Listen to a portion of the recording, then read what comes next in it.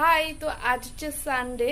তো এখন ঘড়িতে বাজে 12টা 20 মতো। তো কলকাতায় আসার পর আজকে আমি ফার্স্ট শর্ট বানাচ্ছি।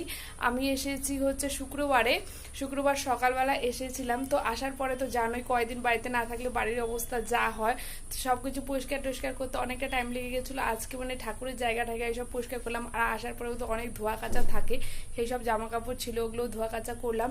তো এখন মাম্মা গেছে হচ্ছে নিচে, ওদের সুইমিং পার্টি হচ্ছে, তো সেখানে গেছে।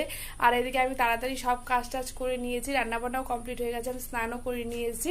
তো চলো দেখাই আজকে কি কি রান্না করেছি। তো মাম্মা আসলে ওকে স্নান করাবো, ওখানে ও খেলছে ভীষণ মজা করে।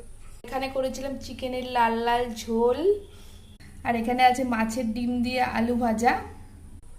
তো আজকে একদম শর্টকাট রান্না করেছি। চলো মাম্মাদের দেখাই, আমার ব্যালকনি থেকে দেখা যাচ্ছে অল্প অল্প, চলো তোমাদের দেখাতে পারি নাকি।